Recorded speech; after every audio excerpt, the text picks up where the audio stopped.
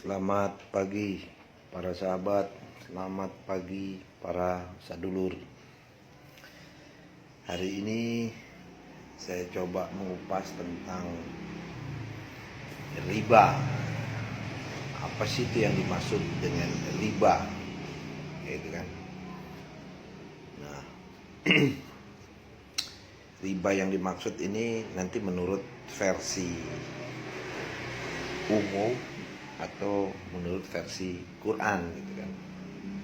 Karena di Quran sendiri ada istilah namanya riba gitu.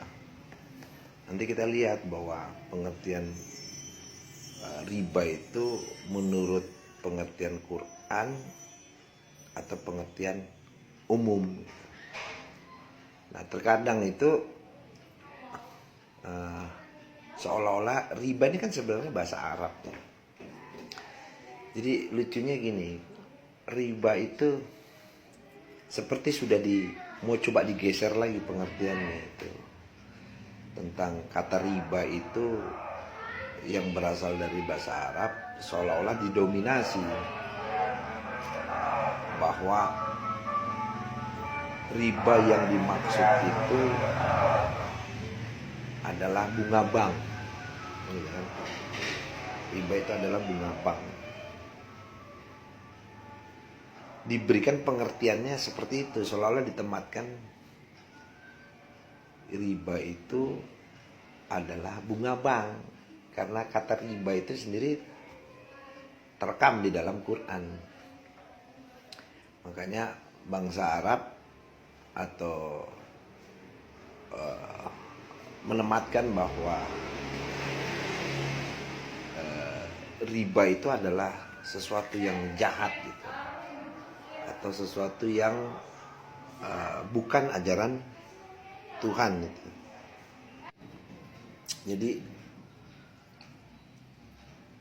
Jadi riba sekarang pengertiannya sudah dipaksa atau bergeser gitu loh. Yang maksudnya Quran itu berbeda tentang riba, tapi maksud pengertian umum seolah-olah didominasi bahwa pengertian itu menunjuk kepada perbankan. Walaupun sebenarnya masih ada korelasinya ya, ada hubung kaitnya. Cuma ya kita harus compare dulu. Jadi jangan seolah-olah riba itu ditematkan pada bunga bank. Kita berbicara dalam dimensi yang lain itu. Kalau misalnya bunga bank itu dalam hal apa, jangan ditematkan sebagai bunga riba gitu. Atau lebih baiknya kita lihat dari pengertian riba itu menurut Departemen Agama gitu. Jadi kita dengar istilah riba itu menurut Departemen Agama itu dibagi menjadi dua. Atau riba itu ada dua macam, yaitu riba nasiah sama riba fadl.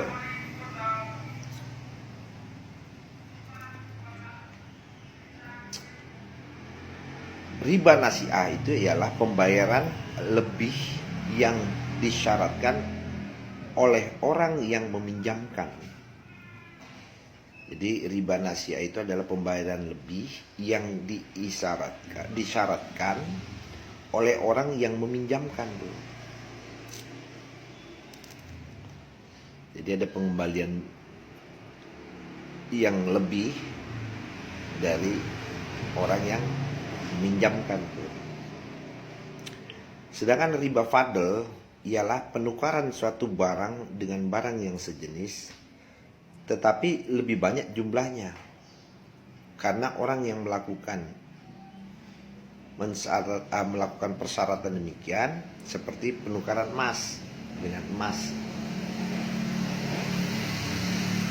padi dengan padi, barang-barang ya seperti motor dengan motor dan sebagainya. Jadi jumlahnya dilebihkan gitu. Ada kelebihannya gitu. Ya kan? Karena riba itu artinya sebenarnya tambahan. Secara substansi itu artinya tambahan.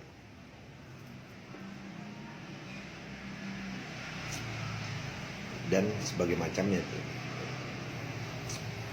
Riba yang dimaksud dalam ayat ini riba nasiah, ya, yang berlipat ganda, yang umum terjadi dalam masyarakat Arab zaman jahiliyah. Jadi memang sudah ada istilah riba itu di zaman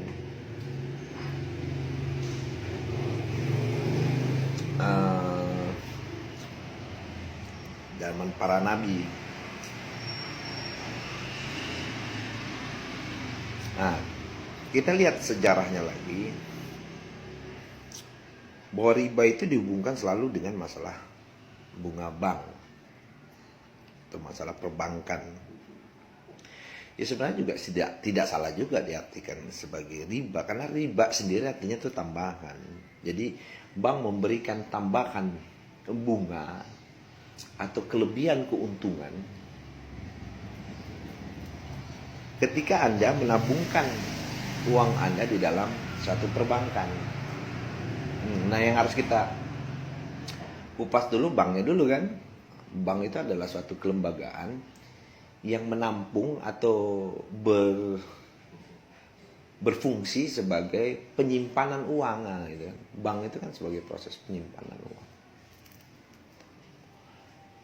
Pada hakikatnya bank ini kan sebenarnya praktek-praktek Yahudi dulu dalam mereka itu membuat sebuah sistem keuangan gitu loh, sehingga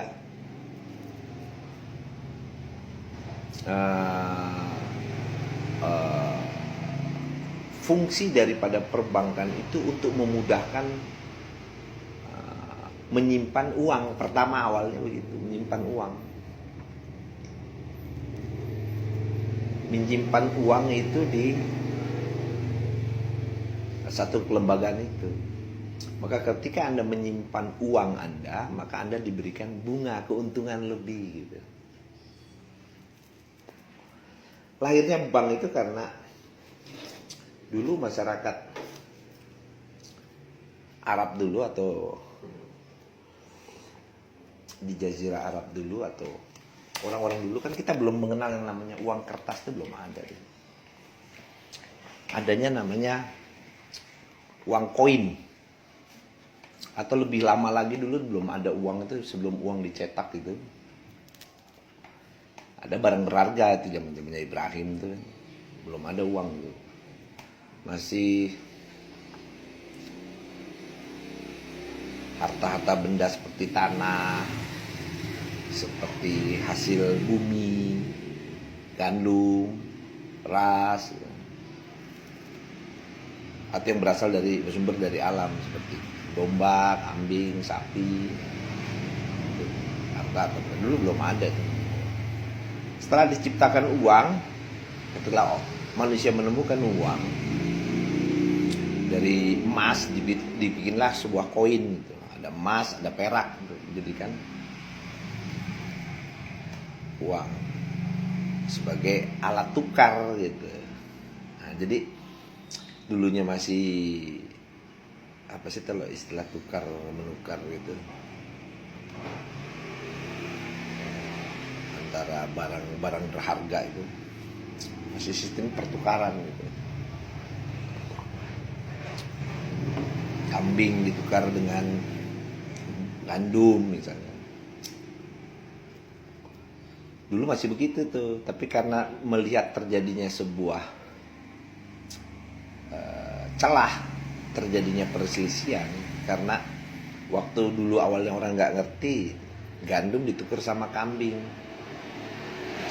terus tidak sebanding gitu loh, tidak terjadinya keadilan, karena ketika ditukar dengan gandum, kok gandumnya lebih sedikit dibanding kambing gitu loh, kok lebih cepat habis gitu kan misalnya. Nah, itu menjadi celah timbulnya sebuah perselisihan. Kok kayaknya nggak sebanding, kok kayaknya nggak adil. Akhirnya lahirlah yang itu berbagai macam model pertukaran kan banyak. Akhirnya lahirlah yang namanya uang. diciptakanlah uang dari koin emas atau perak. Nah, itu berkembang cara berpikirnya manusia untuk melakukan sebuah pertukaran. Kalau zaman dulu kan nggak ada tuh uang. Ditemukan emas dan perak dijadikan alat tukar tuh. Nah, jadi uang itu sebagai alat tukar gitu. Dia punya nilai emas itu. Jadi setelahnya berkembang itu emas menjadi sebagai nilai sesuatu yang berharga sebagai alat tukarnya. Jadi kalian punya kambing, kalian punya beras, ya tergantung nanti nilai tukarnya adalah uang itu emas. Nah, begitu sejarahnya. Nah, setelah uang berjalan dengan peradaban yang sudah maju, maka uang dijadikan alat tukar untuk harta-harta benda mereka. Setelah uang menjadikan alat tukar, uang emas perak itu dijadikan alat tukar, maka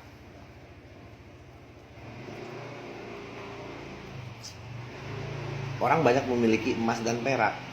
Kalau dalam istilah Arab itu kan satuan dinar dan dirham gitu.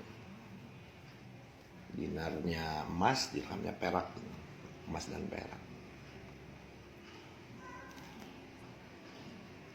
Nah, setelah itu dijadikan alat tukar, maka orang-orang Yahudi pada zaman masa itu mulai melihat sebuah celah. Karena banyaknya orang punya harta benda, bingung lagi gitu, karena banyak terjadi kerampokan karena pencurian dan perampokan, karena banyak orang menyimpan harta benda dalam bentuk emasnya itu di tempat-tempat penyimpanan mereka. Karena itu kesepakatan menjadi nilai yang berharga, makanya banyak orang yang memburu uang.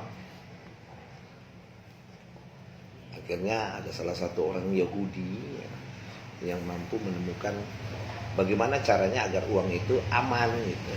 Maka dia membuatlah sebuah institusi atau kelembagaan yang namanya perbankan. Dulunya hanya tempat simpan meminjam gitu. Awalnya dulu gara-gara minjam meminjam dulu. Sebelum terciptanya bank itu masih minjam terus nanti dikembalikan, ada kelebihannya.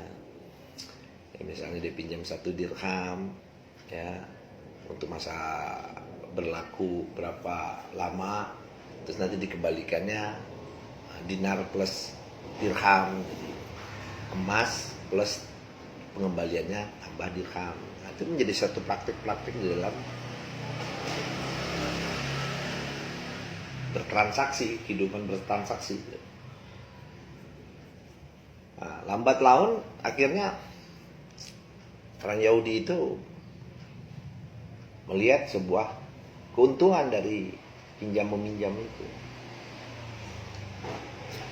Nah, kenapa nggak gue buat satu lembaga aja sebagai tempat penyimbangan? Nanti saya bisa mengambil keuntungan dari ketika orang meminjam itu. Dia buat aman, gitu kan, dengan beberapa penjagaan. Nah, dibuatlah itu perbankan sebagai tempat penyimpanan. Awalnya begitu. Dengan promosi, waktu nanti Anda menyimpankan uang Anda ini akan saya berikan keuntungan, gitu. Ya, keuntungan berapa dirham misalnya. Diberikan promosinya begitu. Sehingga lama-lama akhirnya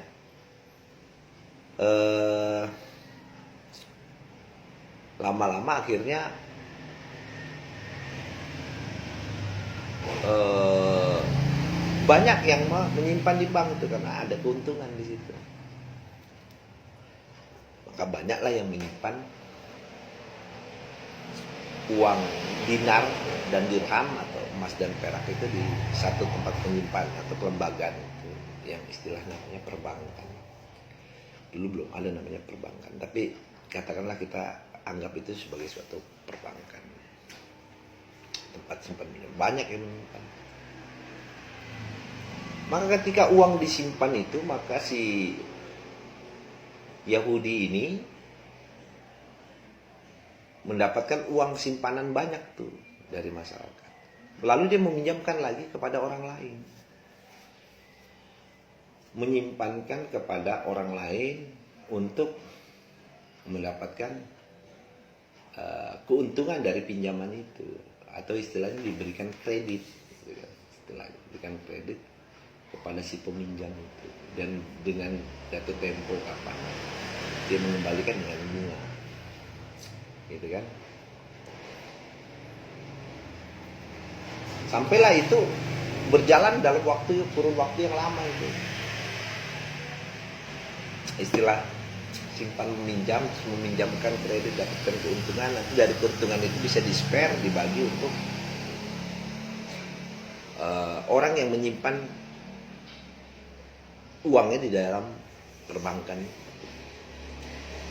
Meskipun si pemilik uang yang sebenarnya itu tidak pernah tahu menau kalau si perbankan ini memberikan kredit kepada pihak lain dengan uang orang yang menabung di situ. Untuk menyimpan di perbankan itu, dia nggak tahu. Hanya bank yang tahu. Atau si Yahudi itu yang tahu. Dia dipinjamkan, dapat keuntungan, dari keuntungan situ dia bayar untuk si yang nabung di bank itu. Hingga sampailah berjalan waktu yang panjang dan itu berhasil. Semakin banyak akhirnya orang menabung. Saking begitu banyaknya emas, ya,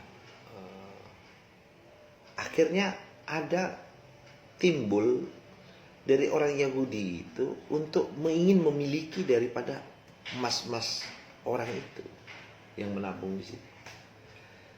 Waduh, gimana caranya nih ya, gue supaya bisa memiliki ini semua, karena saya menjadi kaya nih dengan ini. Gitu. Maka dibuatlah satu sistem baru, dibangunlah satu sistem baru, bahwa emas itu, karena dia menemui kendalanya begini, kan ketika dia menyimpan, terus sewaktu-waktu uang itu mau dipakai oleh si pemiliknya, maka uang tertarik lagi, gitu. Tertarik lagi sehingga uang tidak tertabung di situ. Ada yang dia tarik setengahnya, ada yang tarik 1/8 atau 1/2-nya atau berapa yang ditarik gitu. Akhirnya ini tidak berjalan sirkulasinya dengan baik gitu. Karena dia harus memberikan pinjaman kepada orang, itu harus dikembalikan lagi. Nah ini dia bingung nih.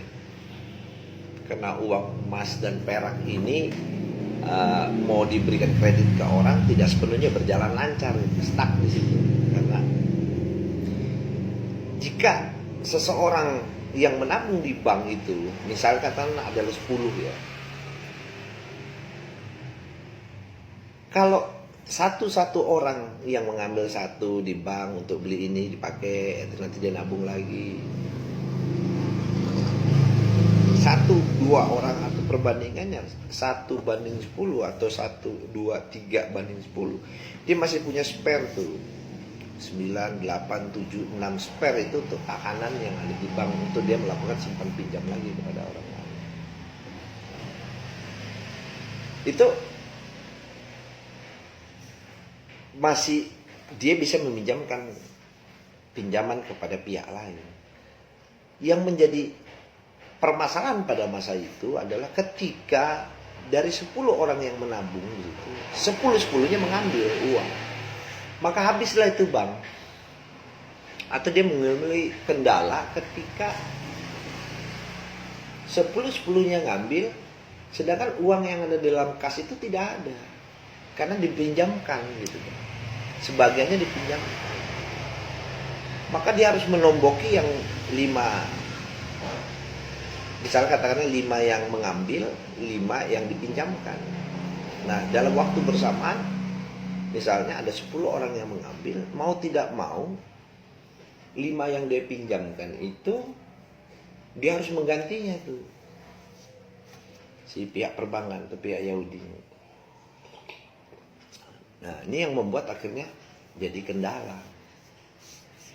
Wah gimana nih caranya nih? Nah, akhirnya si Ya udah mikir otak, nggak bisa kalau begini nih, nggak berjalan saya punya bisnis, saya juga tidak bisa memberikan keuntungan bagi si yang menabung di bank ini, memberikan bunga kepada dia, bagaimana caranya, karena uangnya juga dipinjamkan.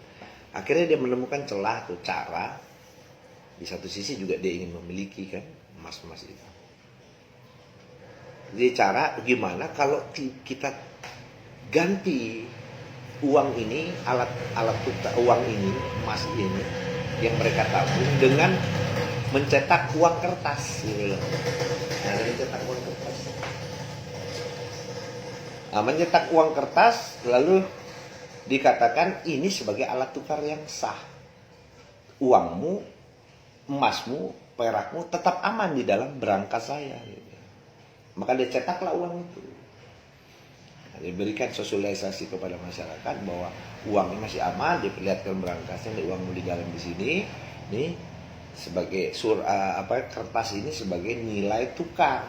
Jadi emasmu tetap aman, inimu dipakai, kertas itu dipakai untuk bertransaksi, gitu kan? Nah, dia cetaklah uang. Berarti cetak uang kertas itu atas dasar banyaknya nilai uang emas atau perak yang ada di dalam berangkas. Ya, jadi misalnya uang 1 dirham itu, 1 emas itu, 1 koin emas itu seharga katakanlah dulu 1 rupiah gitu kan. Jadi sama nilainya itu. Sama nilainya. Misalnya dibuat seperti itu. Lalu itu yang dibelanjakan sama dia gitu. Diberikan kepada si pemilik uang itu ini sebagai alat tukarnya. Jadi kamu tetap di sini, kamu bisa belanjakan uang kertas ini untuk bertransaksi. Sehingga uang kertas yang beredar itu punya nilai karena ada barangnya gitu loh. Jadi uang kertas itu dicetak karena ada nilai barang di dalam berangkas itu. Jadi dasar untuk mencetak uang kertas itu ada emas, ada nilai yang berharga. Nah, maka dengan mudah hari ini si Yahudi itu, pedagang uang itu mampu menghasilkan uang yang banyak. Ya kan, terus berputar itu, uang terjadi perputaran itu. Uang kertas dengan dia memberikan pinjaman pun juga menggunakan uang kertas. Karena sudah disepakati dan sudah bisa direalisasikan, maka itu terjadi sebuah perputaran uang. Jadi misalnya ada 10 koin emas, ada 10 rupiah uang kertas gitu. Itu dasarnya tuh. Jadi itu yang beredar tuh, dia berputar-putar di situ. Barangnya tetap ada di situ. Nah, pada hakikatnya kertas itu tidak bernilai harganya. Dia menjadinya bernilai karena ada barang yang di berangkas itu. Dia punya nilainya itu. Nah, itu berputar tuh. Sampai akhirnya si Yahudi mulai nakal, mulai timbul kejahatan di dalam benaknya itu. Kejahatan timbul tuh. Dia untuk memiliki uang emas ini, akhirnya orang dilupakan itu dengan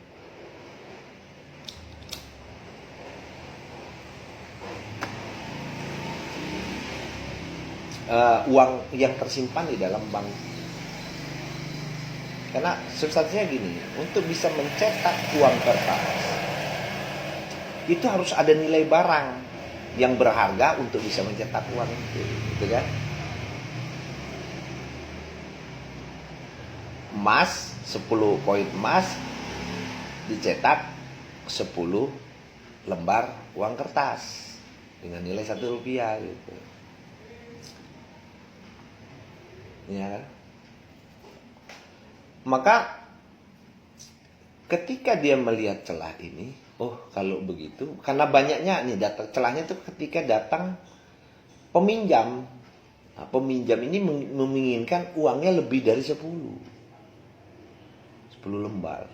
Dia butuh 100 lembar. Lalu bagaimana nih caranya?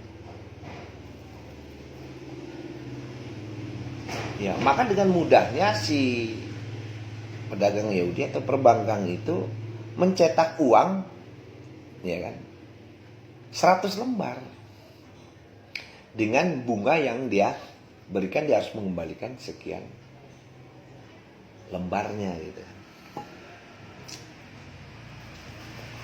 Misalnya dia pinjam 100, nanti 10% gitu kan, dan dikembalikan jadi 110 lembar gitu.